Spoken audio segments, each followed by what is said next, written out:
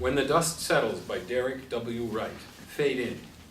Exterior gated community in Nassau County. Sunrise. The sun starts to rise over this lovely gated community in Nassau County, New York. The hungry chirps of newborn chicks combined with the spatter of breaking water on the community lake adds to the serene feel of what appears to be the start of a beautiful day. An enthusiastic fisherman casts a line in the community lake. Interior, the Salazar home. Bedroom, same. We enter the bedroom along with the sunlight.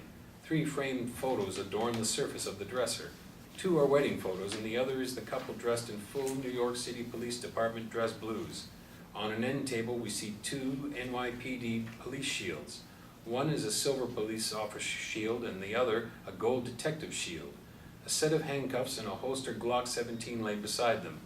The Glock reads September 11th, 2001, 7:15 a.m. We see 2 forms rustling under the covers of the king-size bed.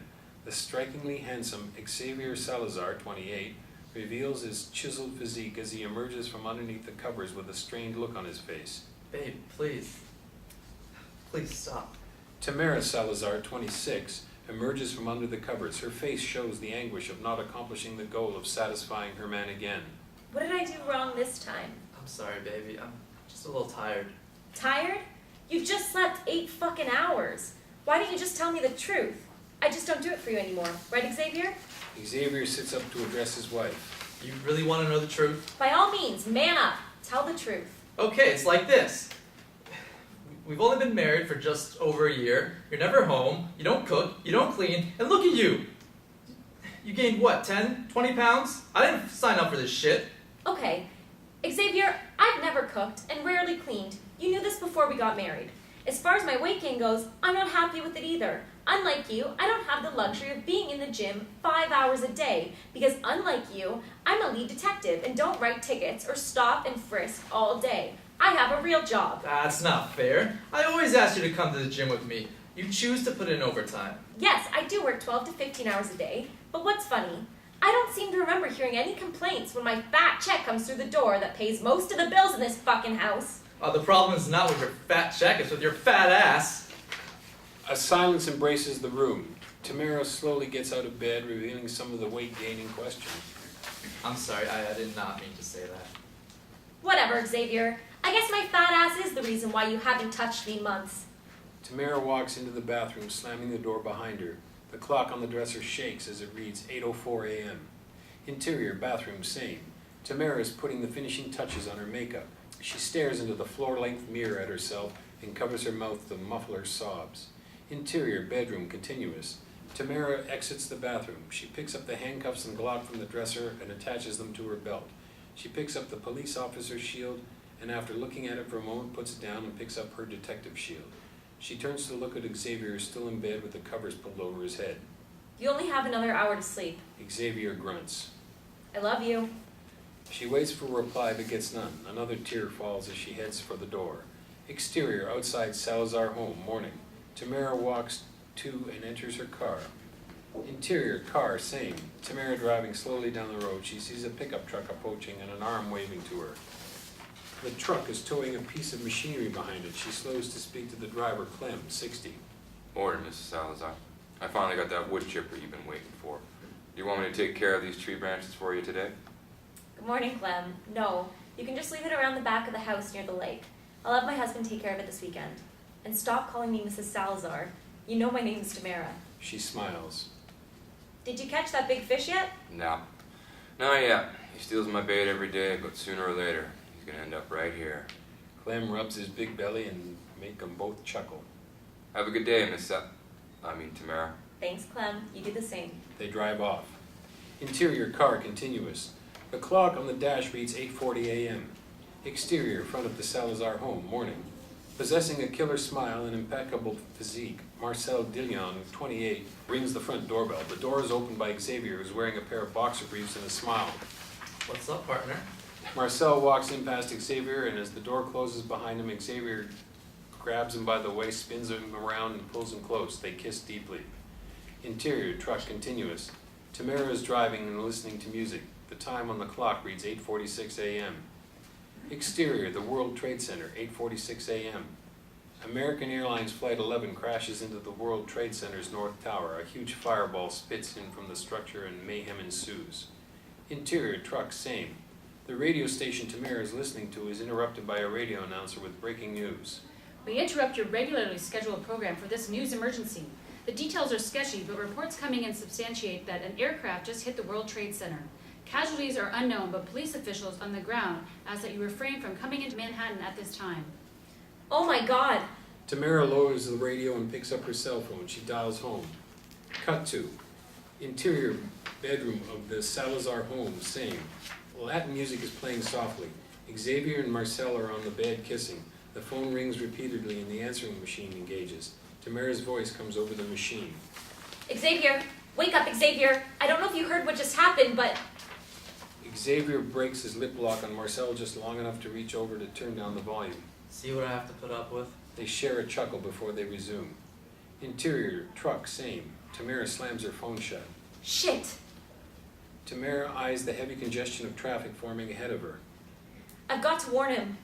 Tamara throws her portable dome light on the top of her truck, whips a U-turn, and races back home. Exterior, the World Trade Center, same. We see live footage of the World Trade Center tragedy as the North Tower is now ablaze. Exterior, truck, same. Tamara swings the truck into her driveway. She jumps out the truck and runs inside. Interior, the Salazar home, same. Tamara enters the house and faintly hears what sounds like music coming from her bedroom. She starts up the stairs to confirm the music is coming from her bedroom. Quizzically, she peeks past the ajar door to witness her husband being thoroughly plowed from behind by another man. Tamara muffles her cries with her hands as her back finds a wall in the hallway. She slides down to a crouch. She gathers herself, and her grief morphs into rage. She stands, rips out her Glock, and bursts into the room. Interior, bedroom continuous. Both men are mortified and attempt to cover themselves. Tamara, what are you doing here? Tamara points her gun at the men as her tears carry her mascara past her cheeks. What am I doing here? I live here, you fucking faggot. I should ask what he's doing here, but I already saw him in action. She points her weapon at Marcel. He cringes. I guess he is why I don't turn you on anymore, right, Xavier? Baby, it's not what it looks like. You have this all wrong. Put the gun down and let's talk this out. She shifts her aim to Xavier. What's there to talk about, Xavier? Everything is crystal clear. Marcel looks at Xavier. I thought I said you were tired of her. You should be glad she knows. Now we can stop hiding and finally be together. Tamara cuts Marcel a look and slowly lowers her weapon. You know what? You're right. It's best that I know. And you two should definitely be together. She walks over to the radio and turns the music up louder. She walks back to the foot of the bed and raises her gun again. Together in fucking hell. The muzzle of her Glock spits fire as she pumps several rounds into the lovers. Interior, missing persons recovery squad, morning. Lieutenant Joe Cheadle, 50s, is standing behind a podium addressing his squad. His back is to a pair of large-screen TV broadcasting real-time events occurring at Ground Zero. This is New York's darkest hour. In my 32 years in the job, I've never seen anything even close to this. Casualties at the towers are going to be in the record numbers. And we, the Missing Persons Recovery Squad, are right in the thick of this thing, as we're going to be responsible for identifying most, if not all, of the deceased. We're going around the clock, people. And until we get the okay from above, all RDOs and all days off are canceled. Everyone partner up. Most of our cell phones are useless, so we're going old school, with hourly rings from every team by landline. I'm not talking to you right now as your commanding officer. I'm speaking to you as someone who cares about the safety of each and every one of you. We don't know what the air quality is down there, and in my heart of hearts, I know we're all about to put ourselves at serious risk by doing whatever we're about to do. Watch out for each other out there, and go with God. The lieutenant walks into the ranks of the detectives and starts to hand out face masks as the stern Sergeant Ella Jones takes the podium to conduct roll call. For those of you who weren't advised, the uniform of the day is a duty shirt, tactical pants or jeans, boots, and dust masks. McGriff, Williams. Sergeant! Present. You guys have vehicle 1015, morgue escort. Salazar, Andrews. Gwen Andrews, 30, answers up. Sergeant, anybody see Salazar? Andrews, vehicle 4010. You two are assisting the ME at ground zero. Find your partner, find her now. Gwen moves out of formation and over to a desk. Right. Sarge! Gwen takes out her cell phone and checks her connection. It reads no service. Shit. Gwen moves over to a landline and dials a number. Interior, the Salazar home, bedroom continuous. Tamara is sitting at the foot of the bed beside the two dead bodies. The long trails of black mascara pave the track of her guilty tears. Still clutching the Glock, she puts the gun under her chin, closes her eyes, and slowly starts back the trigger. The house phone rings and startles her back to reality. She pulls the gun away from her face and throws it to the floor. She gasps for breath as she moves to the floor and goes to the ringing phone. Hello? Cut to. Interior, Missing Persons Recovery Squad, morning. Tamara? Intercut as needed. Yeah, Gwen, hey. Girl, don't you have a job? All hell is breaking loose over here. You do know what's going on, right? Hold up, you sound like you're crying. Tamara, what's up? It's Xavier and his partner. I don't know. Xavier? What happened? They were... Did Xavier and his partner go to the towers? Tamara starts to cry. Stay put, I'm on my way to your house. Interior, the Missing Persons Squad, morning. Gwen slams down the phone, picks up her equipment, and advances quickly towards Sergeant Jones. Sarge, I just spoke to Tamara. She's pretty shook up. I think her husband and his partner are at the towers. It's about a 30-minute ride, but I think I need to go see about her. Detectives standing around listen in. Take Robles and get over there. Cell phone towers are down, so stay in touch by landline. The rest of us are going to ground zero. Suit up. Kenny Robles, 32, picks up a radio and his equipment and heads towards the door with Gwen. The office phone rings. Gwen runs to pick it up. Missing persons, Andrews. Interior bedroom of the Salazar home, same. Gwen, it's me. Girl, you got me worried. I'm on my way to your house right now. No, don't do that. I have to take care of something here first, and then I'll be on my way to the office. Besides, the traffic coming this way is horrendous. What are you guys doing? Everyone is on their way to the towers. Okay, go with the team and I'll meet you there. Are you sure? I'm positive. And Gwen, thanks. Tamara hangs up and looks at the naked bodies on the bed. She stands and slowly moves to the window. She looks into her backyard and sees the wood chipper Clem dropped off. She ponders a moment and then looks back at Xavier. Piece of shit. You almost made me do it.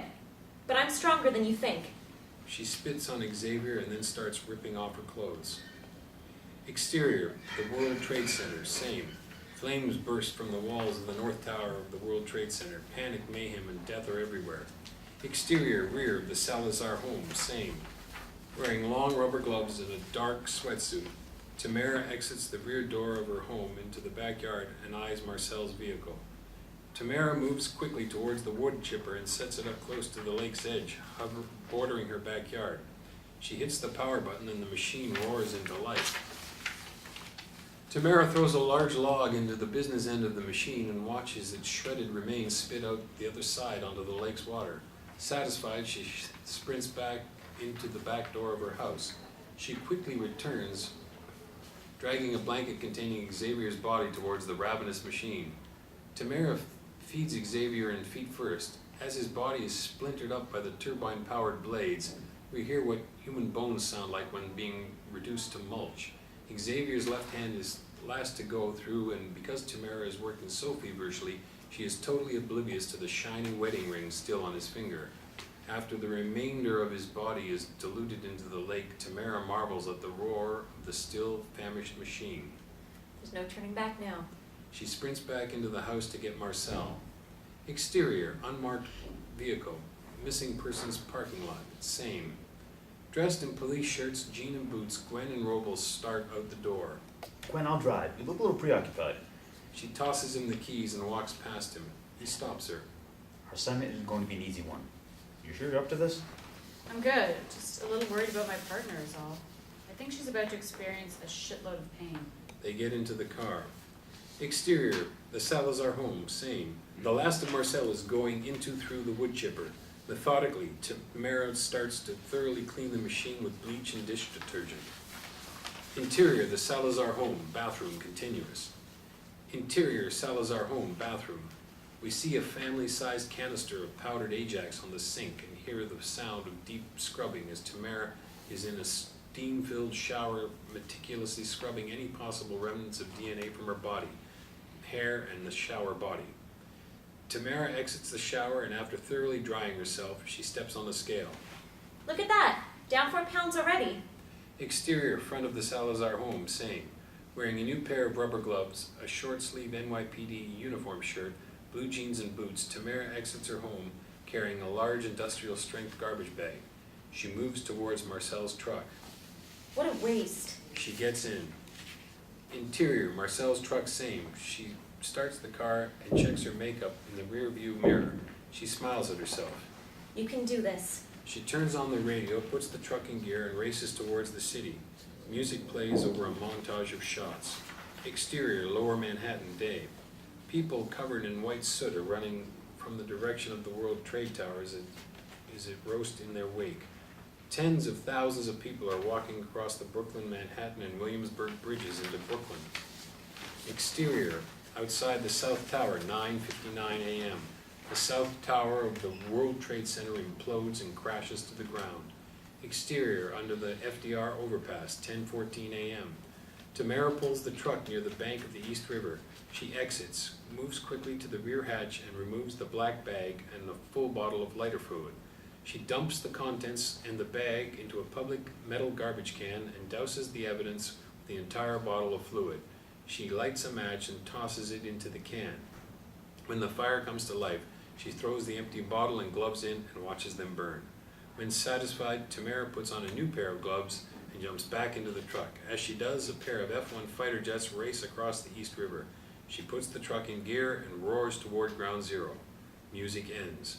Interior, Marcel's truck, 10:20 a.m. Tamara parks the vehicle in a police and fire department parking area. She removes Marcel's police parking plaque from the visor and puts it on the dash.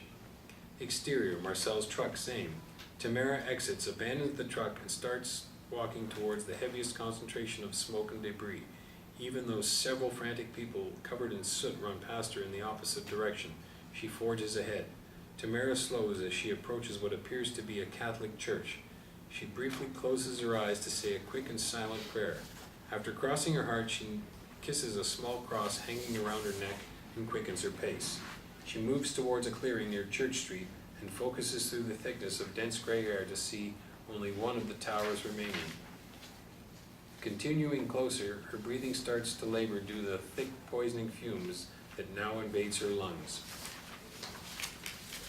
Tamara removes Xavier and Marcel's police shields from her pocket and flings them as far into the darkness as her arms could throw them. Tamara continues another 10 yards ahead and drops Marcel's car keys into the gray carpet-like soot of the ground. Another 20 yards closer, Tamara can now feel residual heat from the North Tower's flames on her face. She repeats the ritual by taking the dead man's weapons from her waist and tossing them into the mounds of debris to her sides.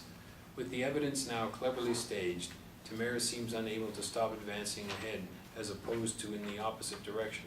With her face clothed and inside of her mouth painted with poisonous soot, she's unable to take another step ahead forward. Helplessly, she falls to her knees. Willing to die on that very spot, she releases a guilt-ridden bellow from within her, feeling an approaching presence coming toward her. When she looks up, she can faintly make out a large group of people moving quickly in her direction. Unable to detect her on her knees, numerous firemen frantically run past her in the opposite direction. They're shouting and reaching for people to get them moving in their direction. Run, get out of here, it's coming down!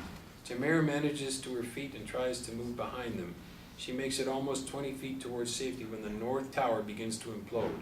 As it does, white atomic plumes of venomous vapors and bone-crushing debris are hurled skyward, coating everything within a 2-mile radius of Ground Zero in thick white ash.